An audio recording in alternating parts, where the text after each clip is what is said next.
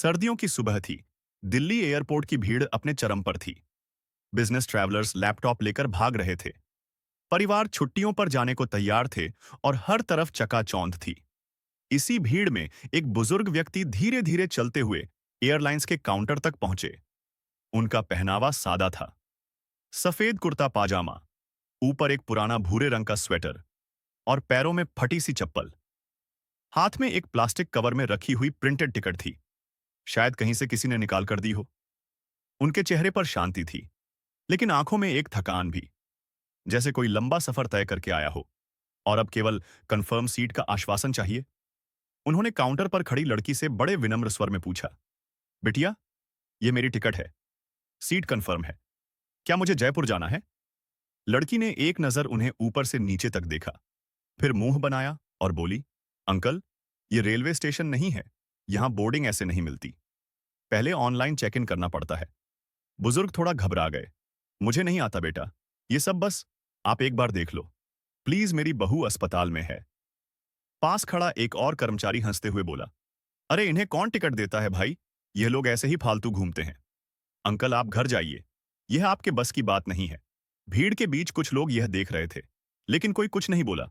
किसी को जल्दी थी, किसी को फर्क नहीं पड़ा। वो बुजुर्ग फिर बोले, बस एक बार कंप्यूटर में चेक कर लीजिए। टिकट असली है बेटा। इस बार लड़की ने टिकट ली, बिना देखे ही फाड़ डाली और जोर से कहा, sir, please clear the area, this is not allowed here. बुजुर्ग स्तब्ध रह गए। हाथ में अब सिर्फ आधी फटी हुई टिकट थी। उनका चेहरा थोड़ी देर के लिए सूना पड़ गया। फिर उन्होंने धीरे से गर्दन झुकाई और पीछे मुड़कर भीड़ में खो गए। बाहर एयरपोर्ट के गेट के पास वह एक बेंच पर जाकर बैठे, कपकपाती ठंड में हाथ कांप रहे थे, लेकिन चेहरे पर अभी भी कोई गुस्सा नहीं था, बस एक ठहराव। उन्होंने अपने कुर्ते की जेब से एक पुराना छोटा सा कीपैड वाला फोन निकाला, जिसकी स्क्रीन धुंधली पड़ चुकी थी। उन्होंने एक नंबर डायल किया। आवाज धीमी थी, लेकिन शब्द साफ थे। हाँ, मैं एयरपोर्ट पर हूं। जैसा डर था वैसा ही हुआ। अब आपसे अनुरोध है, वह आदेश जारी कर दीजिए। हाँ, तुरंत कॉल काटने के बाद उन्होंने बस एक लंबी सांस ली और आंखें बंद कर ली। अंदर एयरपोर्ट पर हलचल शुरू हुई। काउंटर पर काम कर रहे कर्मचारियों को मैनेजर ने बुलाया। सब बोर्डिंग प्रोसेस रोक दो। फ्लाइट्स के क्लियरेंस ऑर्डर रुके हैं। कुछ इशू आया है। कुछ ही मिनटों में सिक्योरिटी चीफ का फोन बजा। डीजीसीए से कॉल आया है। हमारी आज की फ्लाइट्स पर रोक लगाई गई है। कोई वीआईपी केस है? परेशान स्टाफ सोच में पड़ गया। वीआईपी किसने शिकायत की? तभी एक काले रंग की गाड़ी एयरपोर्ट गेट पर रुकी। उसमें से निकले तीन लोग, एक वरिष्ठ एयरलाइन अधिकारी, एक निजी सहायक और एक वरिष्ठ सुरक्षाकर्मी। उनके साथ बेंच पर बैठे बुजुर्ग अब खड़े हो चुके थे और गाड़ी की ओर नहीं, एयरपोर्ट के उसी प्रवेश द्वार की ओर बढ़ रहे थे, जहां कुछ देर पहले उन्हें अंकल रेलवे स्टेशन नहीं है कहा गया था। एयरपोर्ट का माहौल अब वैसा नहीं रहा, जहां कुछ देर पहले चाय की चुस्कियों और मुस्कुराते चेहरों के बीच उड़ानों की अनाउंसमेंट हो रही थी। वहां अब सन्नाटा था। फ्लाइट बोर्डिंग रुकी हुई थी। कई पैसेंजर्स से कहा गया, थोड़ी देर रुकिए, टेक्निकल इशू है, लेकिन स्टाफ खुद नहीं जान रहा था असल वजह क्या है। और तभी एयरलाइन काउंटर के पास वही बुजुर्ग व्यक्ति फिर से प्रकट हुए। इस बार उनका साथ देने वालों की शक्लें देखकर पूरे काउंटर का स्टाफ एक पल को स्थिर हो गया। उनके साथ थे एयरलाइन की चीफ ऑपरेशंस ऑफिसर डीजीसीए नागर, विमानंद महानिदेशालय के वरिष्ठ सलाहकार और एक विशेष सुरक्षा अधिकारी। भीड़ हटी। रास्ता बना। जिन कर्मचारियों ने कुछ देर पहले उन्हें धकेया था, अब उनके चेहरे पर पसीना था। बुजुर्ग अब धीरे धीरे वहीं उस काउंटर की ओर बढ़े जहां उनकी टिकट फाड़ी गई थी। उन्होंने कुछ नहीं कहा, बस अपनी जेब से एक और कार्ड निकाला। उस कार्ड पर लिखा था, श्रीमान अरविंद शेखर, वरिष्ठ नागरिक एवं नागर, विमानन मंत्रालय के सलाहकार, पूर्व अध्यक्ष नागरिक, विमानन प्राधिकरण।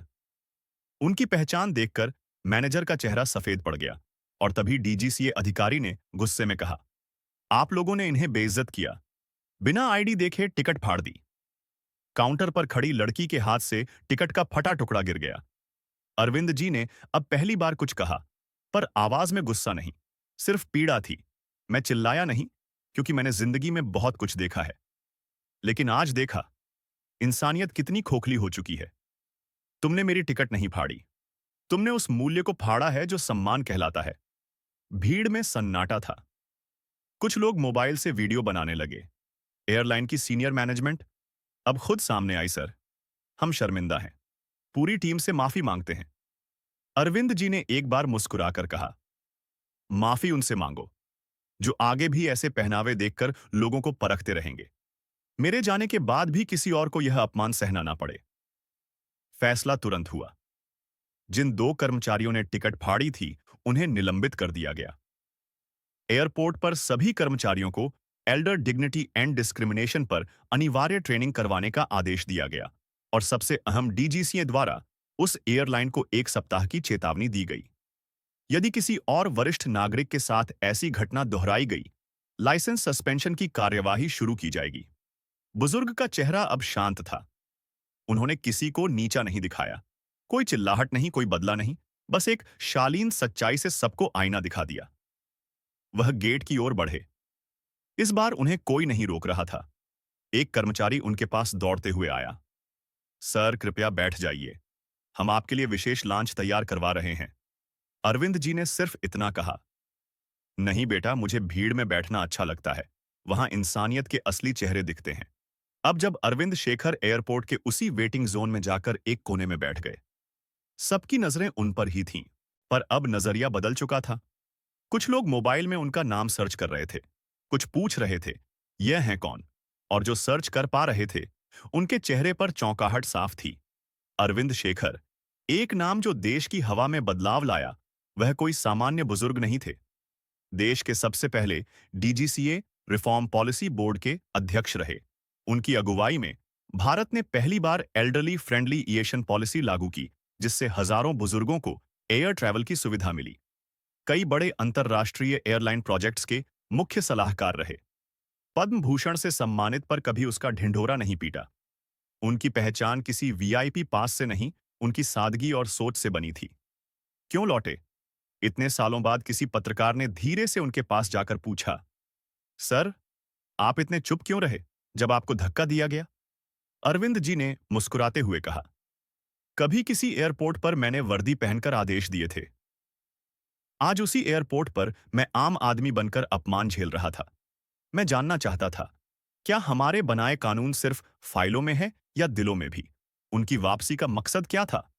वह एयरलाइन उनकी पुरानी पेंशन फंड कंपनी में इन्वेस्टर थी। आज वह वहां सिर्फ यह देखने आए थे, क्या इस देश में अब भी बुजुर्गों को इज्जत मिलती है? उनके अनुभव ने सिखाया था, किसी सिस्टम की ताकत उसकी तकनीक में नहीं, उसकी संवेदनशीलता में होती है। जो दिखता है वही सच नहीं होता। काउंटर स्टाफ जो पहले मजाक कर रहे थे, अब आंखें नीची की खड़े थे। अरविंद जी ने उनमें से एक युवा कर्मचारी को पास बुलाया। लड़का कांप रहा था। बेटा, तुमने मेरा टिकट फाड़ा था। अब जिंदगी में किसी का सम्मान मत फाड़ना। यह कुर्सियां बदल जाएंगी, लेकिन तुम्हारी सोच वही तुम्हें आदमी बनाती है, या सिर्फ एक मशीन? और फिर लाउंज में बैठा हर यात्री आज कुछ सीख कर जा रहा था। किसी ने लिखा ट्विटर पर, आज देखा असली ताकत वो है जो चुप रहती है और जरूरत पड़ने पर सिर्फ एक कॉल से पूरा सिस्टम हिला देती है। एक बुजुर्ग महिला ने मुस्कुराकर कहा, वह इंसान अकेले नहीं थे, उनके साथ पूरा अनुभव खड़ा था। फ्लाइट बोर्डिंग शुरू हो चुकी थी। घोषणा हो रही थी, विस्तारा फ्लाइट 304 बेंगलुरु के लिए अब बोर्डिंग गेट 5B से शुरू हो रही है। लेकिन आज कोई भी यात्री उतनी जल्दी में नहीं था जितना अक्सर होता है। सबकी नजरें अब भी उस बुजुर्ग पर टिकी थीं, जिसने एक टूटे से टिकट से पूरा सिस्टम हिला दिया। अरविंद जी ने धीरे से उठकर अपना बैग उठाया। पुराना चमक खो चुका, बैग पर उसी में बसा था।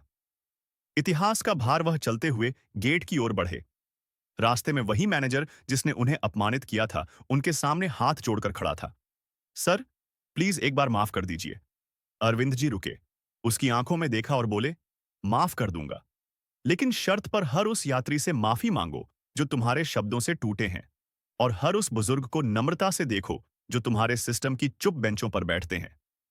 गेट पर पहुंचते ही एयरलाइन की सीनियर टीम उनका इंतजार कर रही थी। फूलों का गुलदस्ता, वीआईपी चेयर सब रखा गया था, लेकिन उन्होंने मुस्कुराकर मना कर दिया। मैं वीआईपी नहीं, एक रिमाइंडर हूं कि बुजुर्ग कोई बोझ नहीं, बल्कि नींव है। इस समाज की नीचे एयरपोर्ट पर वह कर्मचारी जिनके कारण सारा विवाद शुरू हुआ, अब भी उस फटे हुए टिकट को देख रहे थे।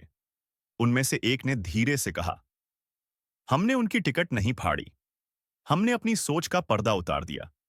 इंसान की पहचान उसके कपड़ों से नहीं होती, बल्कि उस जख्म से होती है जो वह चुपचाप सहता है और फिर भी मुस्कुराकर माफ कर देता है। जिसे तुमने मामूली समझा, वही तुम्हारी आखिरी उम्मीद हो सकता है।